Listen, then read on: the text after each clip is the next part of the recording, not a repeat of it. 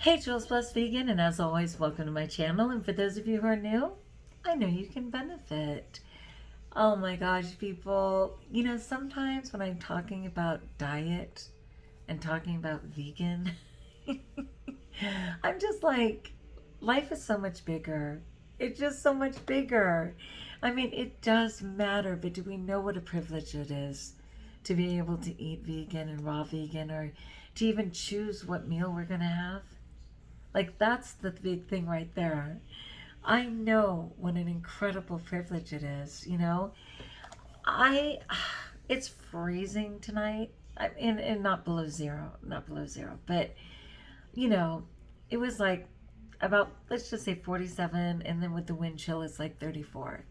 It is blustering outside. Just we're under a wind advisory.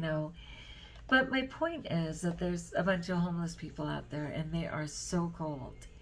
And they can't even begin to get warm. And I didn't go out and get blankets, which I wish I did. I had some of God's money, which he's probably thinking I've been spending way too easily.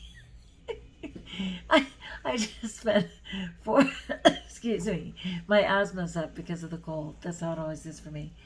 $400 on my students. I gave them all $10 each to spend at the book fair or to get a yo-yo, which was also another promotion. And at the end of the day, it helps the school, let alone bring joy to the children. So I did use $400 to do that. And then I was on my way home just now, and I decided to stop over by this 99-cent store that just kind of has a little cutout for a store that hasn't been made yet. And there's homeless people, and they're trying to stay sheltered in that little area. And some have blankets and some don't. And some have jackets and some don't. And, I just had a $20 bill for each of them. Luckily, there weren't that many. But I did give 20s to who I could. And then I had a bag of water bottles for recycling, and I know that they recycle. And there was this one guy, and I asked his name, and his name was David. And it's so interesting to me how often the names are biblical. My Jesuses, my Christians, my Davids, my Matthews, they tend to be the ones that struggling the most. And I don't know if that's God's, plan or not, but his name was David, and he did appreciate getting his $20, and he was happy to take the bottles too. But all he wanted was liquor. He was just like, you know what, all I want is alcohol. And I don't have anyone to get it for me. And I get it. He was so skinny. He's freezing. There's no doubt that hard liquor would warm his body up. It might be his last drink. I don't know how sick he is. He didn't seem very well. And I couldn't be part of that on so many levels. From my own alcoholism, which I certainly cannot promote with anyone. To whatever his circumstance was, I had to decline, and I just let him know that I was praying for him, and that I knew that that wouldn't keep him warm per se, but that I hoped that 20 would get him a meal, and that those bottles would help. And that's all I could do in this moment. And it's really hard for me. I have to remind myself all the time that there's a God and I'm not him, and that I can only do what I can. But that's when sometimes it just seems so petty to be thinking about my food. Those people don't have any food. They'd be so grateful for whatever they had. The people in war right now, they don't have any food. They'll take whatever they can get, and here I am playing with whatever I can. Raw vegan one thing, plant-based vegan, the next, whatever, standard American diet, like all the things. I have every choice in the world, I know the privilege of being able to eat fruit and vegetables because much of our world, and certainly our countries, are food deserts. Everything is fried. Everything is out of the freezer and everything is fried. They don't see fresh fruit and vegetables. And sadly, so many people's,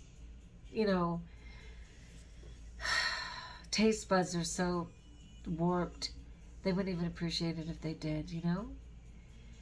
it's a really hard time. So we're in Holy Week, and I'm just praying for the world, and I'm just thanking God for caring enough to call me to even be part of his plan on easing people's burdens and being grace for others and trying to help where I can, and that I even have the means to give money away because I know it's God's money and that everything that comes to me is God's and that I'll be provided for.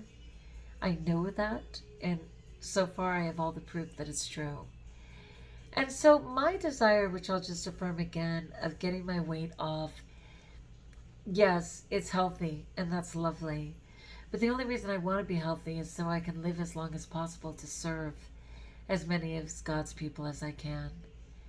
And I want the weight off because I know that it will allow me to live longer and to have the energy to say yes to what God and life asks of me.